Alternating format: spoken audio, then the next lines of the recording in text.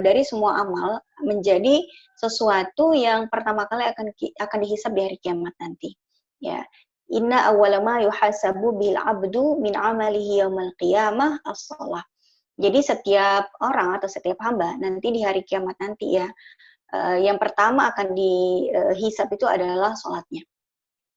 Jadi kalau misalnya kita sering sedekah, kita sering wakaf, kita sering apapun itu, nanti dihisapnya belakangan. Yang akan dihisap itu sholatnya dulu. Jadi sholat fardu yang kita lakukan sejak kapan? Ya sejak kita kecil sampai kita dewasa. Kalau sebelum balik kita meninggalkan sholat, ya tidak dicatat sebagai dosa. Tapi kalau sebelum balik kita melaksanakan sholat dengan benar, dicatatkan sebagai pahala. Nah, kalau misalnya sholat yang kita tinggalkan setelah kita balik, ya setelah balik sejak kita haid, ternyata kita tidak melaksanakan sholat, itu satu persatu akan dihisap. Ya dari subuhnya, dikerjain kapan, berapa rakaat, tata caranya benar atau tidak. Setelah itu zuhurnya, berapa rakaat, dikerjakan dengan benar atau tidak. Semuanya akan dibahas satu persatu. Jadi lama. Kenapa? Ya tergantung durasi kita hidup. Kalau kita durasi hidupnya dari sejak balik sampai kita meninggal itu misalnya ada 40-an tahun, ya sholatnya akan dihisap satu persatu. Itu ya, satu persatu. Jadi yaumul hisab itu hari pembalasan itu nanti akan lama sekali memang. Ngomongin sholat saja satu persatu, di mana sholatnya, kemudian tempat sholat itu akan menjadi saksi datang pada kita. Ya, maka kita disunahkan untuk melaksanakan sholat itu di tempat-tempat yang berbeda. Makanya kalau kita sholat qobliyah, terus sholat fardu, terus sholat ba'diyah, itu kita disunahkan untuk geser ke kiri atau ke kanan atau maju sedikit ya, agar makin banyak nanti di hari kiamat yang menjadi syawahid atau menjadi saksi buat kita nanti di hari kiamat ya. Jadi semakin banyak yang membela kita, semakin banyak saksi atas kebaikan-kebaikan kita, maka akan semakin meringankan urusan kita nanti di hari kiamat. Semakin banyak kejahatan kita, semakin banyak juga saksinya. Pakaian kita yang kita pakai saat melakukan kebaikan atau pada saat dimana kita meninggalkan sholat, itu semuanya akan menjadi saksi ya. Seluruh ruangan ini juga nanti di hari kiamat, di ruangan yang sedang teman-teman pakai saat ini itu nanti akan menjadi saksi di hari kiamat bahwa pada detik ini tanggal sekian jam sekian kita melaksanakan kajian ilmu. Begitu juga kalau sekarang kita lagi melaksanakan sholat, misalnya kita lagi sholat duha nih sekarang. Maka ruangan ini, anggota tubuh ini, pakaian ini, semuanya itu akan menjadi saksi di hari kiamat bahwa kita ini sedang melaksanakan sholat atau sedang melakukan kebaikan. Maka teman-teman sekalian, jangan pernah meninggalkan sholat fardu. Ya, karena apa? Karena sholat fardu itu tidak akan bisa disamakan dengan sholat-sholat sunnah. Maka kalau misalnya kita tidak melaksanakan sholat fardu sekali saja, maka itu akan dicatat sebagai hutang. Ya, sebagai hutang dan kita harus menggantinya dengan mengqadha'nya. Jadi kenapa sholat fardu itu kalau kita tinggalkan tidak bisa dibayar dengan sholat sunnah? Karena sholat fardu dengan sholat sunnah itu tidak selevel, ya. Kenapa? Ya karena Nabi sendiri kan yang mengatakan as-sholatu imaduddin. Sholat fardu itu adalah imaduddin. Imaduddin itu apa? Tiangnya agama. Jadi maksud dengan tiang agama, yang dimaksud dengan tiang agama itu apa? Tiang agama itu maksudnya adalah kayak misalnya ini rumah ya, rumah gitu. Sebentar, ini saya bisa jadikan co-host nggak? Saya mau bisa Ustazah langsung slide share aja. Oh, enggak. Maksudnya ini yang sedang melakukan aktivitas bisa tolong ditutup aja videonya ya, saya terganggu ini. Yang sedang lagi melakukan aktivitas sambil-sambil gitu ya, sambil-sambil itu bisa tolong terganggu. Oke baik, jadi maksudnya begini, sampai mana tadi? Jadi gini, sholat itu kan tiangnya agama, ya. Sholat itu adalah tiangnya agama. Jadi yang menjadi tiang agama itu adalah sholat fardu. Ibarat nih rumah ya, ini kan rumah nih. Rumah ini terdiri dari tiang-tiang di pinggir-pinggir, sebelah sini tiang, sebelah situ tiang. Dan yang menjadikan rumah ini kokoh apa? Tiangnya. Kalau tiangnya satu roboh, berarti harus diganti dengan tiang yang selevel dengannya. Tidak bisa diganti dengan furnitur. Maka ibaratnya sholat fardu itu kayak tiang agama kita. bangunan agama kita ini roboh kalau kita meninggalkan sholat. Bangunan, bukan agama Islam keseluruhan, tapi keimanan kita, keislaman kita, itu menjadi doyong gitu ya. Kenapa? Karena tidak dikuatkan dengan adanya tiang itu. Jadi kalau misalnya kita sedang tidak melaksanakan sholat fardu dan kita meninggalkannya, maka harus diganti tiang itu dengan tiang yang sama. Ibaratnya, sholat fardu itu adalah tiang itu, penyangga, sedangkan sholat sunnah itu diibaratkan furnitur, penyempurna isi keislaman kita, itu adalah sholat sunnahnya. Jadi kalau sholat fardunya kita tinggalkan, entah karena tertidur, entah karena terlupa, entah karena apapun, kita tinggalkan, kita wajib menggantinya dengan sholat fardu yang sama, agar tiangnya kembali kokoh, agar bangunan keislaman dalam diri kita itu kembali kokoh. Ya, jadi kalau tiang rumah kita roboh, jangan diganti furnitur, enggak level. Ya, ibaratnya gini. Teman-teman misalnya nggak sholat subuh, oke, gara-gara misalnya kesiangan. Malam udah seperti biasa nyalain jam waker ya, nyalain jam waker, kemudian kita udah tidur di tepat waktu lah misalnya, ya jam 10, jam 9 kita udah tidur lah gitu. Tapi kenapa qadarullah ternyata kita malah bangunnya jam 6 ketika matahari sudah benar-benar sudah lumayan tinggi dan nanti waktu subuh sudah habis kan?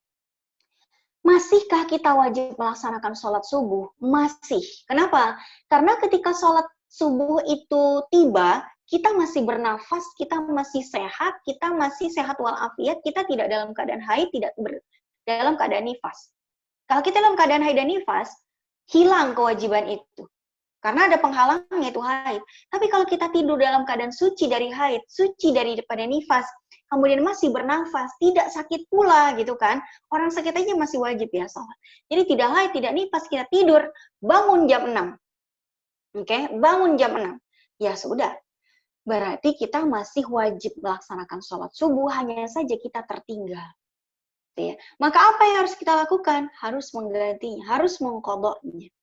Dengan sholat apa? Dengan sholat subuh yang sama. Bukan bangun terus wudhu, sholat duha 8 rakaat. Sholat duha 8 rakaat tidak ada seujung kuku nilai pahalanya dibandingkan sholat subuh yang fardu. Jadi sholat sunnah itu tidak akan selevel dengan sholat fardu. Maka diganti juga sholat fardu itu dengan sholat fardu. Yang perlu kita lakukan ketika kita bangun kesiangan, kita bertaubat, beristighfar, minta ampun sama Allah karena kita sudah meninggalkan sholat, walaupun kita tidak sengaja. Semoga mungkin ada satu kesalahan dan dosa kita, kenapa Allah tidak mengizinkan kita sholat pada waktunya. Mungkin kita jadi hilang kenikmatan untuk sholat pada waktunya, karena mungkin ada dosa, ada apa, ya Allah ini saya kenapa, kok tiba-tiba susah bangun. Ya sudah, kalau begitu kita bangun, kemudian kita wudhu. Apa yang harus kita lakukan setelah wudhu? Sholat subuh. Dari mana dalilnya kita sholat subuh qadha? Memang pernah Nabi memerintahkan sholat qadha subuh? Pernah. Nabi pernah kesiangan sholat subuh. Gimana ceritanya? Gara-gara Bilal.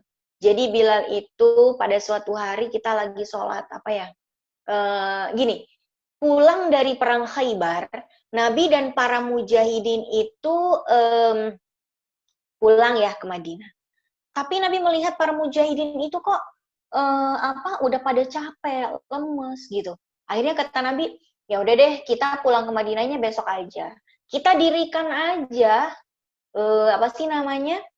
tenda ya kata Nabi. Tendanya didirikan lagi, kita sholatnya kita istirahat dulu sekarang. Kita tidur semua, istirahat. Terus besok kalau udah bangun, seger, enak, udah selesai sarapan apa segala macem, baru kita balik melanjutkan ke Madinah. Jadi sampai di perjalanan kita nggak lemes gitu kata Nabi. Lalu kemudian kata Nabi, setelah semuanya mendirikan tenda, silakan kalian tidur semua, saya akan berjaga. Loh, Anda kok nggak tidur Rasulullah? Kata Bilal. Kata Nabi, ini sudah tengah malam. Kalau tidak ada yang berjaga, maka kita semua terancam, nggak bisa sholat subuh. Biar saya yang berjaga, nanti kalau fajar itu sudah terbit, fajar shadiq sudah terbit, penanda waktu subuh telah tiba, saya insya Allah akan bangunkan kalian semua. Terus apa kata Bilal? Oh nggak bisa ya Rasulullah. Yang paling berhak untuk istirahat itu engkau. Engkau yang paling capek. Engkau penentu strategi perang, engkau pimpinan perang ini paling capek engkau. Engkau yang paling berhak istirahat, kata Bilal. Biar aku deh Nabi yang jaga, engkau dan para mujahidin lain silahkan istirahat. Bilal dengan pedenya mengambil alih tugas itu dari Nabi, ya kan? Kemudian setelah itu Nabi dan para sahabat yang lain tidur di tenda masing-masing. Bilal berjaga di luar camp. Maksudnya bukan di luar camp, di luar tenda-tendanya. Nah, yang dilakukan Bilal adalah Bilal itu udah mundar mandir, zikir sana, zikir sini, gitu kan? Ya, yang dilakukan Bilal ya cuman mundar mandir. Kalau misalnya di zamannya Bilal ada Instagram sama Facebook, mungkin dia sibuk scroll gitu ya. Atau lagi zamannya Lazada sama Shopee, mungkin ya scroll nyari di marketplace gitu barang sambil membunuh waktu gitu. Tapi di masa itu Bilal ya mondar-mandir zikir sana, zikir sini, murojaah, hafalan apa segala macam. Udah capek di mondar-mandir, belum muncul juga fajar shodiknya. Oke? Belum muncul juga. Ini kapan? Sewaktu subuh datang kok nggak datang-datang, udah capek nih Bilal. Duduk bentar Dan Bilal duduk. Salahnya Bilal, dia duduknya enggak cuma sekedar duduk, tapi nyender di onta gemuk yang lagi tidur. Nyender. Ini nih penyakitnya orang kalau nyender tuh begitu. Teman-teman makanya kalau nanti lagi ada pengajian di masjid IPB ya, di masjidnya ada pengajian, jangan nyender ke tembok, ntar pahalanya dibagi 2 sama tembok gitu. Jadi Bilal itu nyendernya ke si onta gitu kan. Akhirnya apa yang terjadi? Bilal kriep tanpa sadar, plek aja. Dia dibangunkan oleh Nabi, badannya itu bangun. Ketika dia dibangunkan oleh Nabi dengan diguncang-guncangan, Bilal bangun. Gimana sih katanya mau bangunin, kata Nabi. Dia bangun. Ketika dia bangun, matahari udah tinggi. Lah perasaan baru merem bentar, kenapa udah ada matahari gitu kan. Gimana sih kata Nabi kan, katanya mau bangunin, katanya mau berjaga, apaan? Kemudian kata Bilal, wallahi ya Rasulullah, saya belum pernah tidur senyenyak ini seumur-umur. Ya iyalah, capek perang, ya enggak? Kecapean, mondar-mandir pula tadi gitu. Ya udah. Terus kata Bilal, lalu bagaimana Nabi? Kita kan semuanya belum pada sholat subuh ini. Gimana? Emangnya sholat subuh kita jadi gugur gitu? Nggak jadi wajib lagi buat kita? Ya wajib lah kata Nabi. Masih wajib. Lalu apa yang harus kita lakukan ya Rasulullah? Kemudian kata Nabi? Kalau begitu kamu sekarang azan saja. Ya, azan saja. Kemudian panggil itu semuanya yang lagi pada tidur dengan azan kamu. Jadi di masa Nabi itu azan tidak hanya menjadi penanda waktu masuknya subuh, waktu masuknya sholat, tapi juga untuk mengumpulkan orang lain. Di masa Nabi nggak ada toa, ya, jadi pakai azan ngumpulinnya. Jadi azan si Bilal ini yang masih pada tidur di tendanya bangun, yang udah bangun udah mulai merapat. Kemudian Nabi mengatakan pada mereka, sekarang kita sholat subuh berjamaah dengan niat qadha. Kita qadha sholat subuh kita. Sekarang ya Rasulullah, iya. Kemudian Nabi bersabda, man nasiya salata aw nama anha fa kafaratuha ay yusalliha idza dzakaraha. Nah, apa kata Nabi? Apa artinya tadi hadisnya? Barang siapa yang tertidur atau terlupa lalu dia tidak melaksanakan sholat karena lupa dan tidurnya, itu maka yang wajib dia lakukan adalah menunaikan kafarat berupa melaksanakan sholat qadha pada waktu yang dia ingat bahwa dia tidak melaksanakan sholat. Ketika mereka bangun, mereka sadar mereka telah meninggalkan sholat subuh. Akhirnya mereka mengqadha. Ya, tapi Rasulullah itu kesiangan cuman sekali-kali itu doang. Itu memang udah qadarullah, alhamdulillah Allah itu pernah mentelatkan Nabi untuk bangun. Agar ada dasar buat kita sebagai manusia biasa, yang kalau kita misalnya kesiangan ada dasarnya ternyata, qadha. Tapi ingat, itu bukan untuk dalil untuk mengatakan kesiangan, biasalah kesiangan, Nabi aja pernah kesiangan. Nggak bisa. Nabi seumur-umur cuma sekali, itu pun gara-gara perang, itu pun gara-gara Bilal, gitu ya. Jangan disamakan dengan kita yang telat bangunnya gara-gara kemalaman tidurnya. Kenapa kemalaman tidurnya? Keasikan nonton drama Korea. Beda, gitu. Beda kita mau. Ya. Nah, apakah syariat tentang qadha ini, bahwa ketika kita itu tertinggal untuk melaksanakan sholat, lalu ada kewajiban qadha, apakah artinya kita boleh dengan sengaja tidak sholat? Gara-gara nanti bisa diqadha, nggak usah sholat deh, ntar zuhur, ntar ada qadha gitu kan, kapan kek gitu, begitu kita ingat. Apakah boleh seperti itu? Nggak boleh.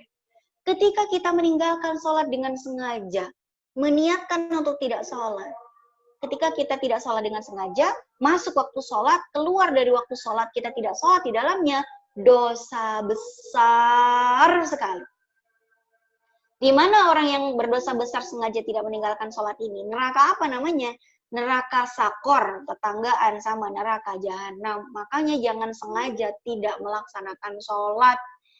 Insya Allah orang yang sengaja meninggalkan sholat akan dapat fasilitas VIP di neraka, tapi itu ya, kalau mau VIP nggak apa-apa di neraka, nauzubillah. Makanya jangan sengaja gitu meninggalkan sholat. Nggak usah sholat lah, itu pasti bisa diqadha. Enggak. Qadha itu adalah langkah solusi bagi sesuatu yang terjadi karena emergensi. Ibaratnya gini, boleh nggak sih orang lompat dari bangunan setinggi 10 meter, ya? Ada bangunan setinggi 10 meter, berarti lantai 3 lah gitu ya. Dari lantai 3 boleh nggak sih kita sengaja loncat?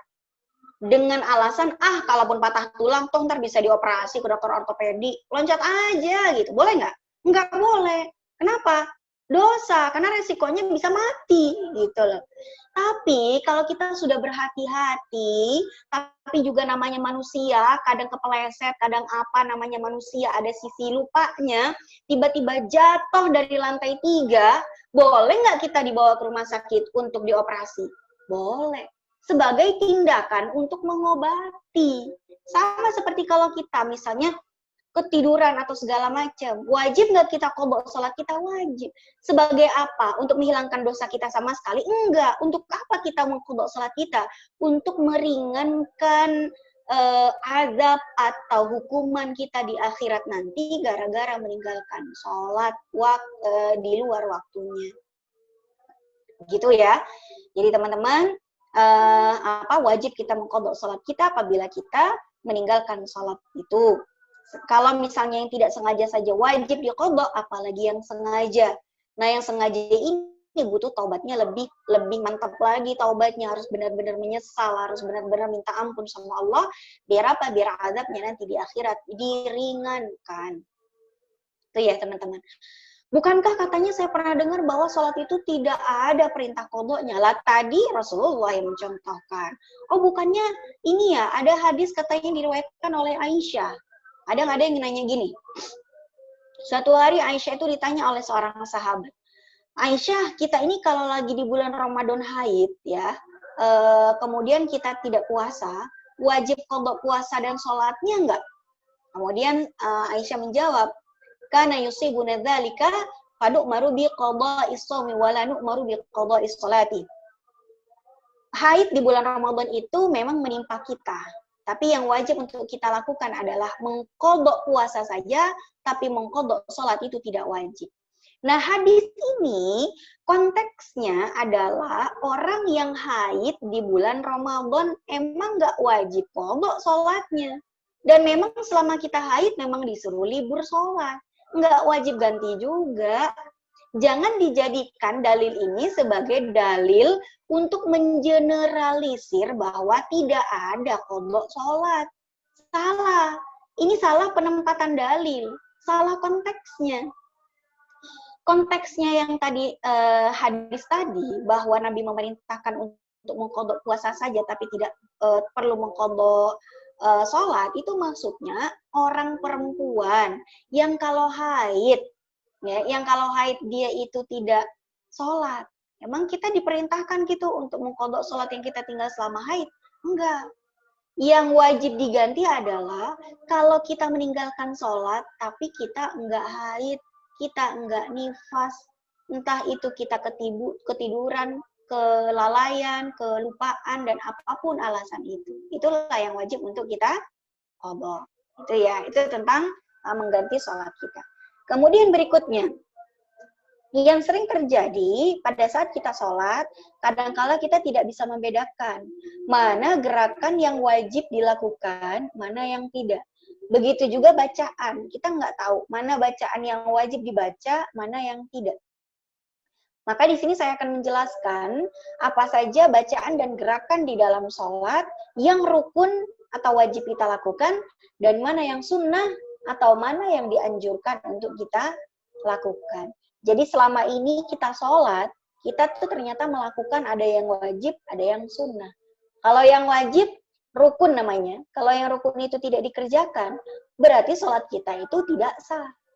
Tapi kalau misalnya yang kita tinggalkan adalah yang sunnah-sunnahnya saja, maka sholat kita tetap sah, cuman kurang sempurna. Bedakan ya antara rukun dengan yang sunnah. Nah, yang rukun itu apa? Yang rukun itu adalah yang wajib. Yang pertama adalah niat. Oke, niat itu tempatnya adalah di dalam hati. Cukup misalnya kita sholat, ya Allah, saya nih dalam hati misalnya saya ngomong nih, ya Allah, ini saya lagi mau sholat zuhur 4 rakaat, ngadep kiblat lillahi ta'ala. Itu udah niat dalam hati.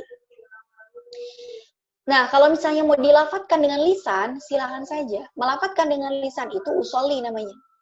Usolli fardhu zuhri 4 rakaatin mustaqbilal kiblati adaan lillahi ta'ala. Nah itu saya barusan tidak sedang berniat untuk sholat zuhur karena belum azan.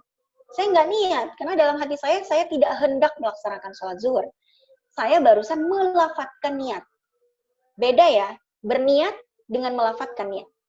Berniat itu tempatnya di dalam hati, kehendak untuk melaksanakan sesuatu, sedangkan melafatkan niat itu dengan lisan. Maka kalau kita lagi sholat, wajib kita meniatkan dari dalam hati. Sedangkan melafatkan dengan lisan, itu mau dibaca silahkan, enggak dibaca enggak apa-apa. Dalam madhab Syafi'i melafatkan usolli itu disunahkan, dalam madhab lain dikatakan tidak perlu dilafatkan, macam-macam. Teman-teman biasanya yang mana silahkan. Mau pakai usolli, sok silahkan. Enggak pakai usolli, enggak ada masalah juga. Ya, yang penting dalam hati dia sudah berniat untuk sholat.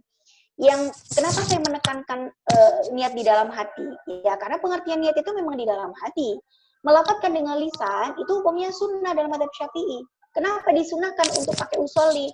Untuk mempertegas niat yang ada di dalam hati biar hilang rasa was-was kita. Oke? Nah, jangan sampai gini teman-teman. Begitu teman-teman misalnya mau sholat jenazah, sholat sunnah, apa gitu ya, yang nggak tahu usollinya. Akhirnya nggak mau sholat, gara-gara nggak hafal usollinya. Sholat jenazah usollinya apaan? Qobliyah apaan usollinya? Jamak qasar usollinya gimana? Ini dia nggak sholat. Hanya gara-gara nggak tahu usollinya.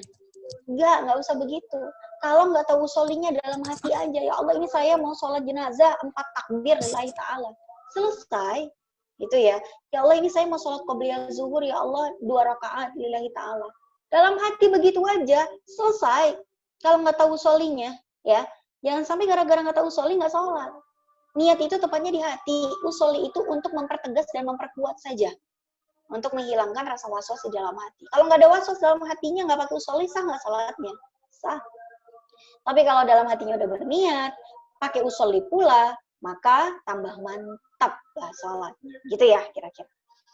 Kemudian yang menjadi rukun berikutnya adalah takbiratul ihram. Takbiratul ihram itu takbir namanya. Yaitu lafaz Allahu Akbar. Jadi ketika kita mengatakan Allahu Akbar, yaitu, nah itulah yang menjadi apa? Yang menjadi kewajiban. Soal mengangkat tangan, sedekap, itu sunnah. Ada orang tuh Allahu Akbarnya nggak pakai ngangkat tangan, nggak pakai sedekap, ya. Apakah sah sholatnya? Sah. Selama dia bilang Allahu Akbar dengan lisannya. Oke? Tapi kalau misalnya kita mau ngangkat, itu kita melakukan sunnah-sunnahnya juga. Kalau teman-teman udah terbiasa sedekap, terus tiba-tiba sholat nggak pakai sedekap, saya nggak yakin sholatnya khusyuk. Kenapa? Karena nggak biasa. Jadi ngapain kita nyoba-nyoba gitu ya, nggak usah. Tetap aja angkat tangan, Allahu Akbar, bisa setinggi bahu seperti ini, atau setinggi daun telinga. Di mana jempolnya setinggi daun telinga. Yang penting telapak tangannya ngadep kiblat.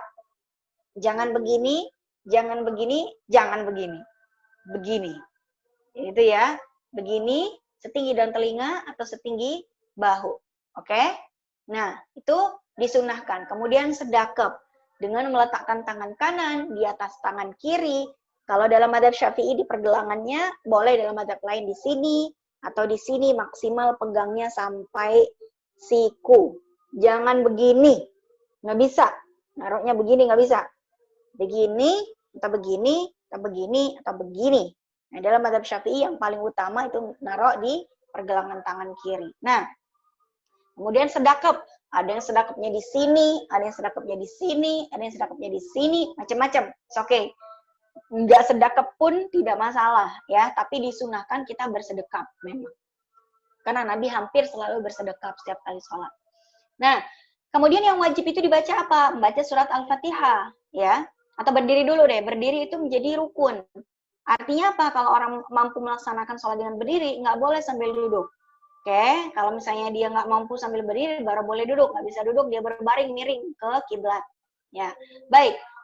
Berdiri itu menjadi rukun dalam sholat fardu, tapi berdiri itu boleh dilakukan, tidak berdiri itu boleh dilakukan dalam sholat sunnah. Walaupun mampu berdiri, tapi kalau mau sholat sunnah sambil duduk boleh. Cuman pahalanya dapat setengah doang. Misalnya teman-teman ini mampu nih berdiri, tapi sholat duha mampu berdiri. Ah males capek, begel gitu ya. Sholat duha sambil duduk aja deh. Padahal mampu berdiri, boleh nggak? Boleh. Tapi pahala sholat duhanya cuma dapat setengah. Yang mendingan berdiri lah biar dapat utuh satu gitu kan. Nah, tapi kalau sholat fardu harus berdiri kalau dia mampu berdiri. Nah, kemudian yang menjadi berikutnya bagaimana doa iftitah? Doa iftitah itu rukun atau sunnah? Sunnah. Doa iftitah yang kita kenal itu ada dua biasanya ya, yang paling masyhur di Indonesia. Doa iftitah itu ada belasan teman-teman. Tapi yang kita hafal itu cuma dua diantaranya. Yang pertama Allahu Akbar kabira walhamdulillahi katsira. Satu lagi apa? Allahumma ba'id baini wa baina khotoyaya kama ba'adta bainal masyriq wal maghrib. Manapun yang teman-teman hafalin terserah. Mau pakai Allahu Akbar kabira silakan, mau pakai Allahumma ba'id baini silakan. It's okay, it's fine. Mau baca dua-duanya juga nggak apa-apa kalau misalnya waktunya lagi senggang, lagi sholat sendirian, ya. Tapi kalau lagi jadi makmum, nggak usah banyak-banyak baca doa iftitah, satu aja. Takutnya nanti belum selesai baca Al-Fatihah, imam keburu ruku, gitu kan. Udah, satu aja. Pilih, mau Allahu Akbar kabira atau Allahumma ba'id baini, ya. Salah satunya aja. Nggak usah berantem juga sama orang tua. Orang tua ngotot atau harus Allahumma ba'id baini. Kitanya ngotot Allahu Akbar kabira. Berantem, mana yang benar? Sama-sama benernya, ngapain berantem gitu loh. Yang mana aja kita baca. Semuanya ada landasannya. Kemudian, kalau misalnya kita lagi buru-buru sholatnya, ya, kita lagi buru-buru sholat, misalnya ya udah nggak baca doa iftitah boleh nggak? Boleh. Tapi yang wajib dibaca itu adalah surat Al-Fatihah. Kalau kita lagi masbuk di masjid, nggak usah baca doa iftitah. Yang diutamakan adalah baca Al-Fatihahnya. Ya, kita udah lama masbuk datang pakai doa iftitah, jangan. Kalau kita udah telat datang, imam udah baca surat pendek, ya udah bentar lagi ruku, kita kejarlah baca Al-Fatihahnya. Jangan baca doa iftitah. Karena yang wajib itu adalah baca surat Al-Fatihah. Bacaan surat Al-Fatihah itu wajib di setiap rukunnya, di setiap rakaatnya. Ya, la sholata liman lam yaqra bi Fatihatil kitab. Tidak sah salat itu kalau tidak baca surat Al-Fatihah. Setelah baca surat Al-Fatihah, baca surat pendek. Apa hukumnya baca surat pendek? Hukumnya sunnah, enggak wajib. Jadi di antara di antara doa iftitah, Al-Fatihah, surat pendek, yang wajib itu cuma satu, Al-Fatihah doang.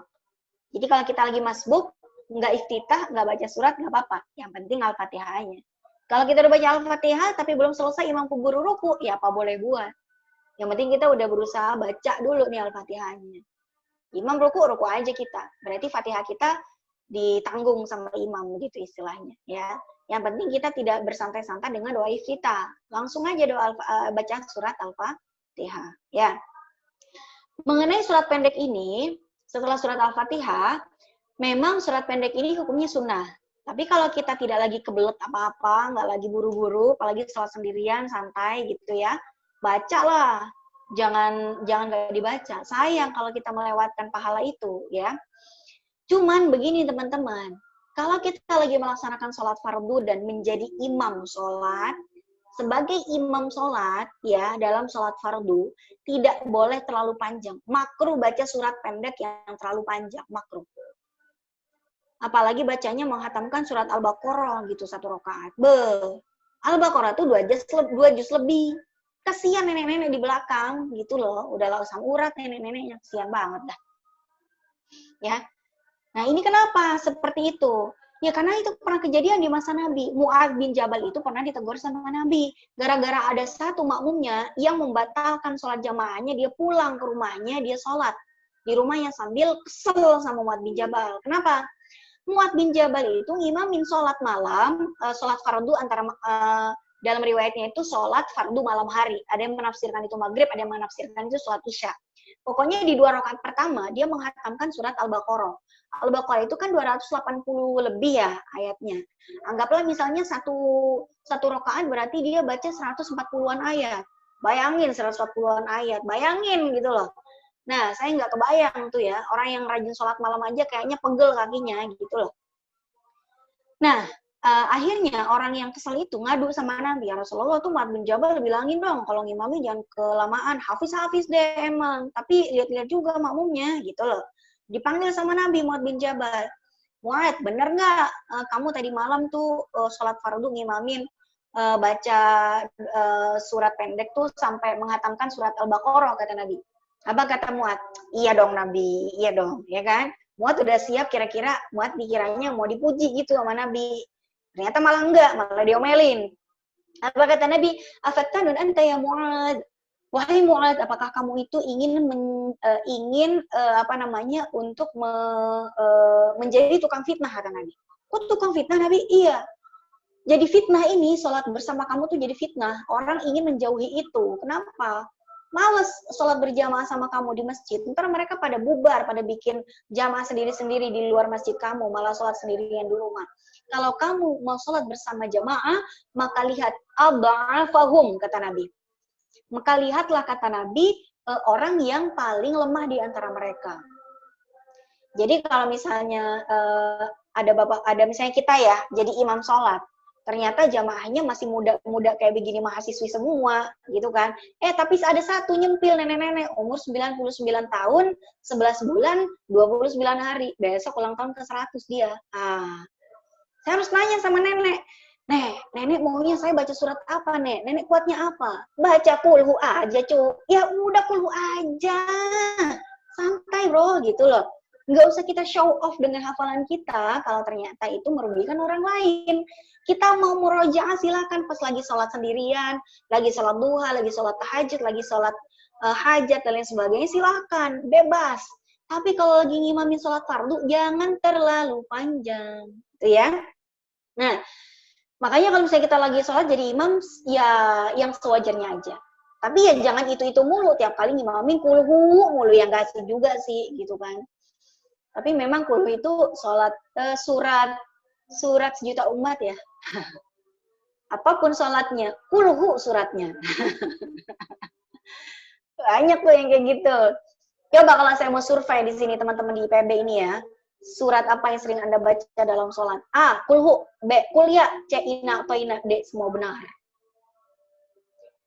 Kalau milihnya D, semua benar, bagus. Berarti variatif, ya, masih bervariasi 3 suratnya.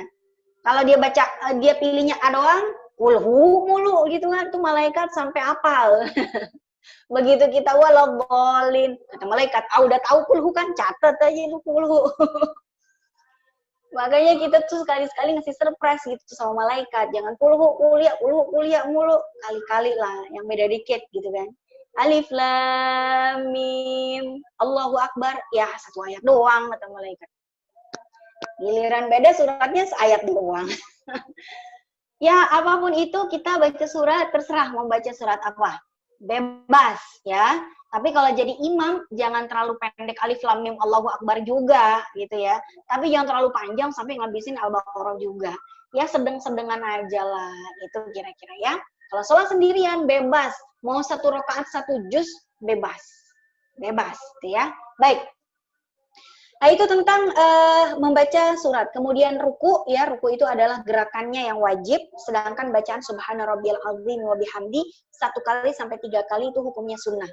Yang penting rukunya itu pakai tumakninah. Tumakninah itu artinya sejenak, berhenti sejenak, kira-kira 5 detik lah, kira-kira kurang lebih ya. Daripada bengong doang itu 5 detik, mendingan kita baca aja subhana rabbiyal azim wa bihamdi. Daripada sibuk ngitungin, saya udah tumakninah belum ya? Tuh. Wah, ngapain bengong begitu. Jadi mending baca tasbih subhana rabbiyal azim wa bihamdi, dapat pahala. Itidal juga rukun, nah, wajib. Itidal berdiri, tumakninah itu wajib. Sambil kita tumakninah, sambil kita baca doa yang disunahkan. Sunnah untuk membaca Rabbana lakal hamdu mil'us samawati wa mil'ul ardi wa mil'u ma syi'ta min syai'in ba'du. Kemudian kita sujud. Ya, sujud itu juga rukun, wajib kita sujud dengan meletakkan 7 anggota tubuh di atas alas salat. Bagaimana cara sujud yang dalam hadis Nabi ketika seorang sahabat bertanya sujud itu gimana Nabi caranya? Kata Nabi, umirtu an asjuda ala sab'ati a'zum. Aku diperintahkan, kata Nabi, untuk meletakkan 7 anggota tubuhku di atas alas salat. Yang pertama nih, 1, 2, 3, dengkul, 4, 5, ujung kaki, 6, 7. Nah, ketika Nabi mengatakan kening nih ya, kening. Tapi ketika Nabi bilang kening nih, kena hidungnya begini nunjuknya. Maka kata seseorang, Nabi waktu nunjuk kening kena hidungnya tuh. Hidung wajib juga nggak ya kena tempat sujud gitu. Nah, di sini nanti para ulama berbeda pendapat. Ada yang mengatakan hidung kudu kena biar kayak Nabi sholatnya. Sebagian ulama yang mengatakan hidung kena alhamdulillah, enggak ya, enggak masalah. Karena kalau hidung wajib kena tempat alas sujud, harusnya Nabi bilang 8 anggota tubuh. Tapi kan Nabi cuma bilang 7. Berarti yang wajib cuma kening doang. Hidung kena alhamdulillah.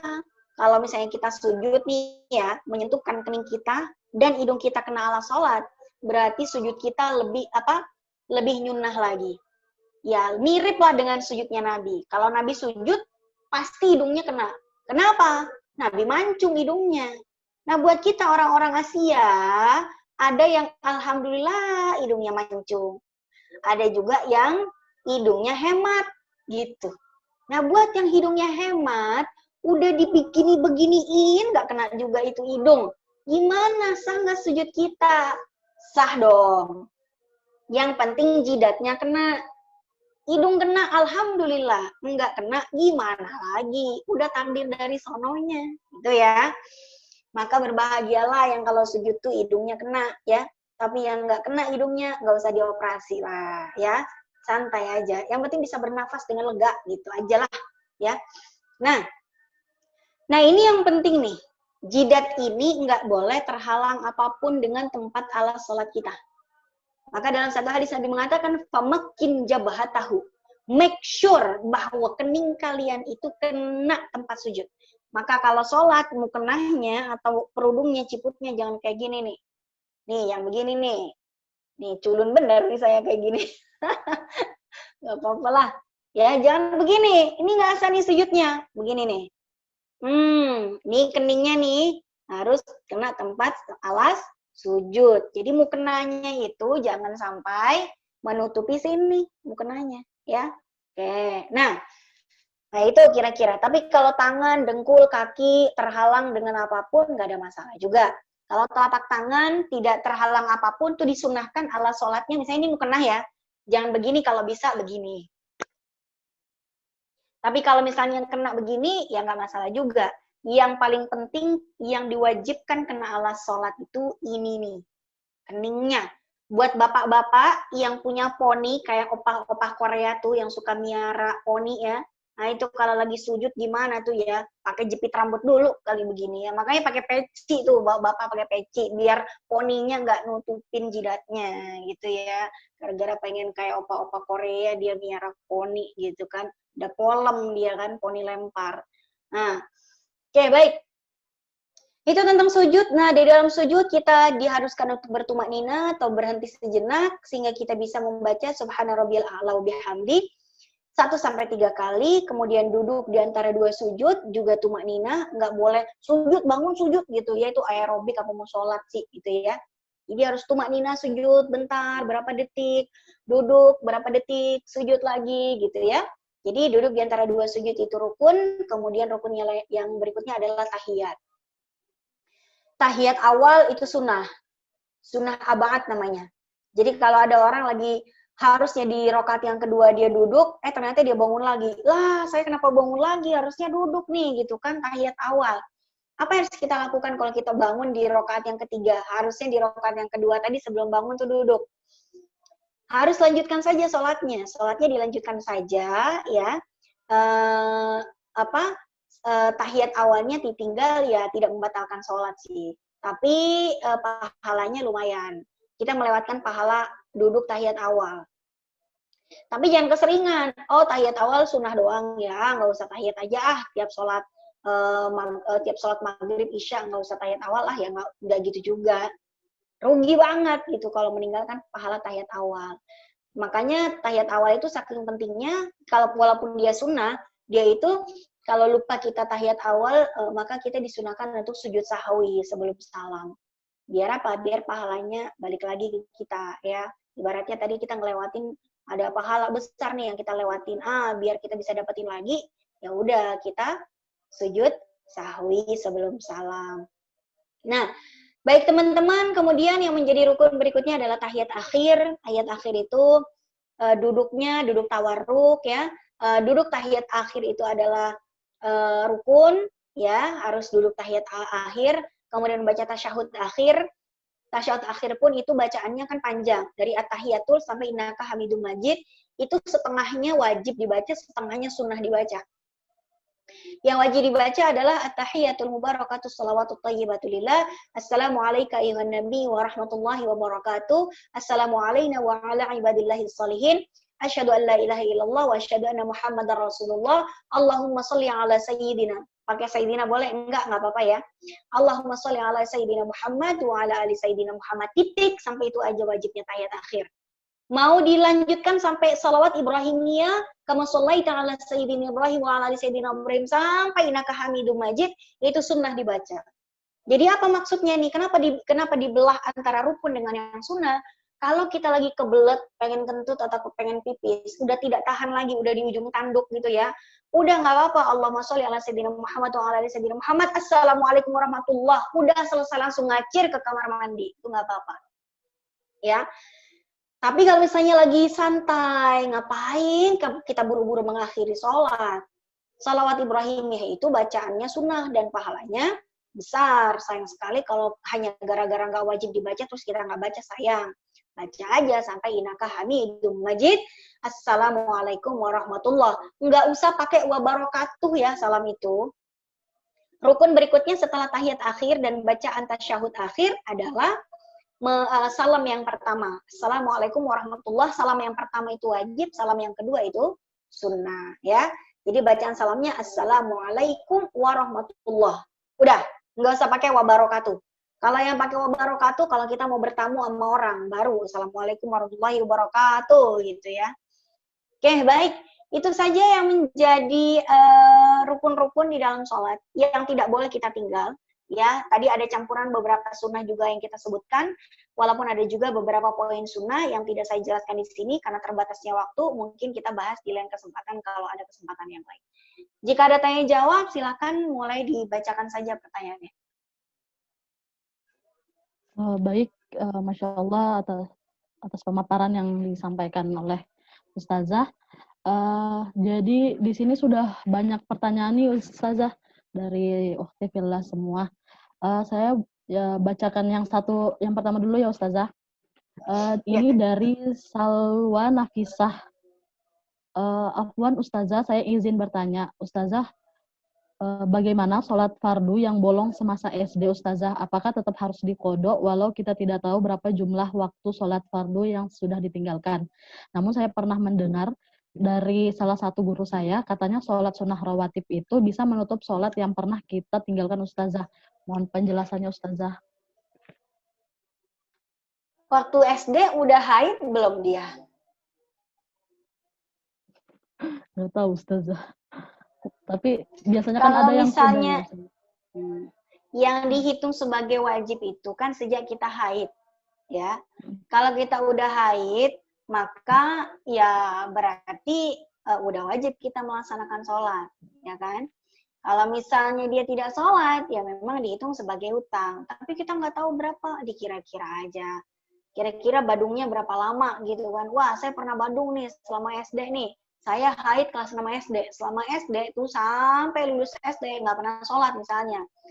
Selama kelas 6 SD, oh berarti setahun. Selama setahun itu ada 365 hari. Dikurangi seperempatnya, misalnya seperempatnya anggaplah dia haid. 365 dikurangi seperempat berapa dah tuh, ya. Kemudian dihitung tuh ada berapa ratus sholat yang dia tinggalkan. Ya, dia qadha. Saya nggak berani bilang bahwa sholat rawatib itu bisa mengganti sholat fardu ya. Silakan cari dalilnya di hadis manapun, saya belum pernah ketemu. Kalau hadis tentang perintah untuk mengganti sholat fardu yang ditinggalkan, banyak. Tapi mana hadis yang secara eksplisit atau ayat yang secara eksplisit mengatakan sholat rawatib itu bisa mengganti sholat fardu, saya belum ketemu. Mungkin Ustadz yang tadi mengajarkan punya dalil yang lain, silakan tanya ke beliau. Tapi untuk saya pribadi, saya mengikuti pendapat dari ulama ini adalah ijma dari ulama 4 mazhab, Hanafi, Maliki, Syafi'i, Hambali. Mereka mengatakan bahwa salat fardu yang ditinggalkan sengaja tidak sengaja wajib diganti, sebagaimana puasa yang kita tinggalkan di bulan Ramadan wajib diganti walaupun itu sudah berlangsung lama puluhan tahun yang lalu. Ketika kita misalnya masih kecil, masih remaja ya udah haid tapi nggak mau puasa bulan Ramadan, kita ingat sekarang udah hijrah, udah ngaji gitu ya. Apakah wajib diganti puasa itu? Iya wajib, karena di dalam catatan amalan kita masih berstatus sebagai hutang.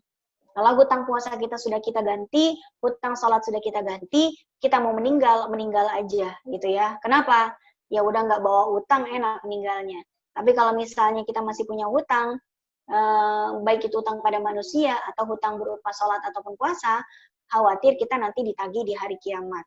Selagi kita masih muda, masih kuat, masih punya waktu, masih punya kesempatan, masih punya anggota tubuh yang sehat walafiat, sebelum masa tua menyerang kita, sebelum penyakit menyerang kita, mumpung kita masih muda, yuk kita hitung-hitung berapa hutang sholat dan puasa yang sudah kita tinggalkan sejak kita haid. Tapi yang selama kita haid nggak usah diganti ya. Maksudnya kita udah baligh nih, selama kita baligh dan kita meninggalkan sholat, padahal nggak lagi haid, ini yang perlu kita kira-kira. Oke, baik. Baik, Ustazah. Tadi saya udah kasih tahu ya cara mengqadhanya ya. Cara mengqadhanya tidak harus pada waktunya. Sekarang misalnya kita lagi punya waktu luang nih, ada waktu 3 jam ke depan, saya mau nyicil qadha sholat saya, sholat isya misalnya. Saya mau qadha dulu, saya pernah nggak sholat isya nih beberapa waktu, masih saja hiliyah, belum hijrah misalnya. Saya mau bayar sekarang, boleh nggak? Boleh. Ya, mau bayar sekarang, it's okay, nggak ada masalah. Begitu selesai qadha, contreng. Begitu selesai qadha, contreng, sampai habis hutang kita, baru kita bisa meninggal nantinya dengan tenang, gitu ya. Baik, berikutnya. Ya, baik Ustazah. Yang kedua dari Risnawati. Ustazah, kenapa saat takbir tangan disunahkan dengan dihadapkan pada kiblat? Asbabun nuzulnya dan hikmahnya apa ya? Terima kasih. Ya, hikmahnya adalah bahwa tubuh kita itu semuanya menghadap kiblat. Makanya ketika kita takbiratul ihram, yang dimaksud dengan menghadapkan adalah kaffaihi. Kan lafadznya begitu, kaffaihi. Kaffaihi maksudnya adalah dua telapak tangannya yang diangkat. Maka lafadznya kan mengangkat yadaihi. Kemudian kaffaihi itu bahasa Arabi ini adalah menghadap kiblat. Coba kalau begini, Allahu Akbar, ribet benar kita, ya enggak? Jadi hikmahnya, ya biar gampang, yang ngadep kiblat itu apa? Yang ngadep kiblat adalah tangan kita. Jangan bengkok. Kalau bengkok begini, kayak kita mau azan. Nah, jadinya begini, ya. Jadi soal hikmah dan tidak hikmahnya itu ada, tapi ilatnya memang tidak diketahui kenapa harus begitu. Sebab apa? Gini teman-teman, gerakan sholat dan bacaan sholat itu adalah mahdhoh. Apa itu mahdhoh? Mahdhoh adalah ibadah yang kadangkala tidak bisa dinalar dengan logika. Jadi dalam syariat Islam, ibadah itu ada dua macam. Pertama, ibadah mahdhoh. ibadah yang nggak bisa dinalar dengan logika, satu lagi adalah ibadah ma'qulatil makna, ibadah yang bisa dinalar dengan logika. Kalau ibadah sholat itu masuk ibadah ritual yang sifatnya mahdhah, nggak bisa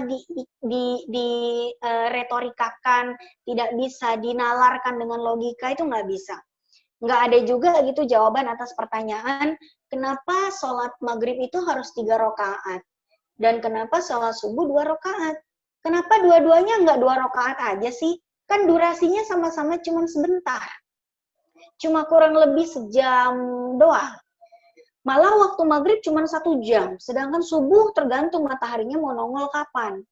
Ya, bisa saja subuh lebih lama, bisa 1,5 jam malah subuh. Kok malah lebih sedikit rakaatnya daripada maghrib? Gak ada jawabannya. Karena ini adalah ibadah ritual yang sifatnya mahdhah. Yang sifatnya mahdhah itu maksudnya yang sifatnya itu tidak bisa dinalar dengan logika. Sama kayak cara wudhu. Kenapa kalau kita wudhu, terus kentut, kita harus ngulang wudhu lagi? Kenapa nggak yang dibasuh aja gitu tempat keluarnya kentut selesai gitu ya? Ya nggak bisa. Nggak bisa begitu, nggak bisa dinalar dengan logika, gitu ya. Jadi sholat itu, ya aturannya adalah shollu kama ra'aitumuni usolli. Maka ketika Nabi ditanya, aturan sholat itu apa sih Nabi? Gampang, kata Nabi. Lihat aja cara saya sholat, selesai. Nah, shollu kama ra'aitumuni usolli. Sholatlah kalian sebagaimana kalian melihat tata cara aku sholat. Maka standar sholat yang benar, ya kayak Nabi. Nabi kenapa harus harus menghadapkan telapaknya ke depan? Nggak tahu kita sampai sekarang. Hikmahnya ya agar memudahkan saja, gitu kan? Karena memang seluruh tubuh kita kan menghadap kiblat semuanya, termasuk tubuh kita, dada kita, wajah kita, semuanya kita hadapkan ke kiblat. Baik, ada pertanyaan lagi? Baik Ustazah, ini yang ketiga dari Marni Zulianti. Assalamualaikum Ustazah, saya izin bertanya, apakah boleh saat rakaat 1 membaca surah pendek misalnya An-Nas, kemudian rakaat 2 membaca surah pendek lagi misalnya Al-Ikhlas, apakah harus berurut jadi Al-Ikhlas baru An-Nas? Terima kasih. Enggak ada aturannya. Enggak ada aturannya, mau kulhu mulu gitu ya. 5 sholat dalam sehari semalam, rakaat 1 dan 2 ya tuh kulhu mulu. Berarti dia baca kulhu 10 kali ya. Zuhur, rakaat pertama kulhu, rakaat kedua kulhu. Asar kulhu dan kulhu lagi. Maghrib kulhu dan kulhu lagi. Isya kulhu dan kulhu lagi. Boleh nggak? Boleh. Bebas. Cuman kalau bisa bervariasi biar hafalan Qur'annya nggak itu mulu. Kan kesian ntar punya anak ngapalin ngasih tahu anak kulhu mulu, ngimamin anak sholat kulhu mulu, gitu nggak asik. Nggak ada aturan harus kulhu dulu baru anas atau anas dulu baru kulhu, nggak ada. Walaupun memang di beberapa pendapat para ulama bukan anas sama kulhu sih. Kalau di beberapa sholat sunnah, seperti rawatib misalnya, atau sholat hajat, ataupun sholat istikharah, itu memang ada beberapa ulama yang memberikan anjuran untuk membaca Al-Ikhlas dengan Al-Kafirun, bukan Anas ya, Al-Kafirun. Apa penyebabnya banyak yang membaca kulhu sama Al-Kafirun, Qul ya ayyuhal kafirun? Ya karena gini, karena membaca surat Al-Ikhlas itu kan memang ada riwayat dari Nabi bahwa surat Al-Ikhlas itu, membaca surat Al-Ikhlas itu setara dengan membaca sepertiga Al-Quran. Sedangkan membaca Al-Kafirun, itu pahalanya seperti membaca seperempat Al-Quran. Makanya banyak yang baca kulhu kuliah mulu gitu ya. Yang ada masalah juga. Yang penting apalnya apa deh. Lagi ngapalin ini misalnya surat Ar-Rahman, biar nggak lupa. Ar-Rahman juga apa-apa. 5 ayat Ar-Rahman, nggak ada masalah juga. Ya, nggak ada aturan baku dalam mau baca surat apa, kecuali dalam beberapa sholat sunnah tertentu. Ya, sholat Idul Fitri ada aturannya, suratnya apa, sholat Idul ada. Tapi kalau sholat fardu itu nggak ada aturannya, bebas mau surat apa aja. Baik Ustazah, apakah masih boleh lanjut?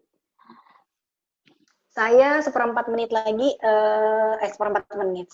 jam lagi atau 15 menit lagi ada live Instagram dengan Majelis Taklim GMF Garuda Maintenance Facility. Tapi kalau misalnya masih ada berapa pertanyaannya? Lumayan sih Ustazah. Wih, nanti banyak. saya Ya udah nanti render sesi ya. berikutnya kalau kita mau bikin lagi nggak apa-apa, bikin lagi aja. Baik, Tapi Ustazah. boleh ditutup dulu mungkin ya, karena sudah jam 11.35 sekarang.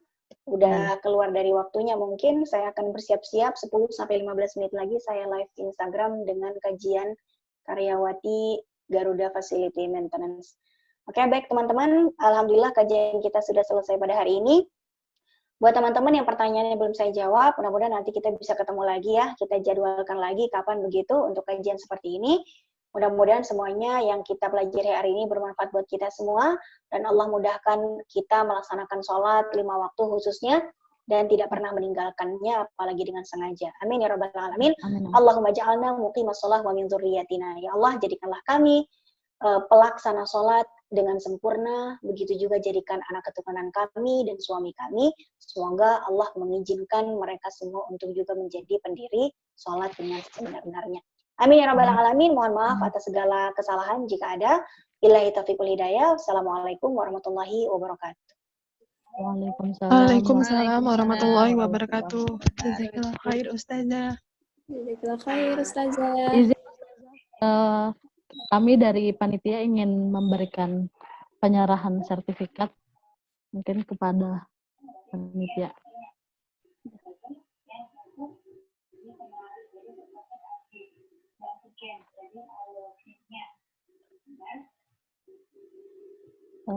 Belum ini ya. Masih nih, lagi started screen sharing. Ya.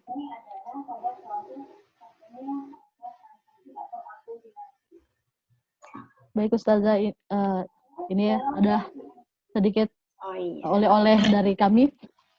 Terima kasih Ustazah sudah berkenan hadir di kajian kami. Semoga Allah memudahkan dan melancarkan urusan-urusan Ustazah. Amin ya Allah. Baik, untuk kita ada sesi foto ya. Boleh yang ini kita foto dulu, yang belum aktif kameranya mungkin boleh diaktifkan, kita dokumentasikan dulu untuk kegiatan kita hari ini.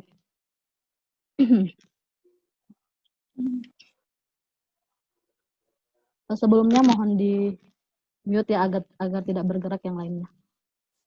Oke, ada hitung ya. 1, 2, 3.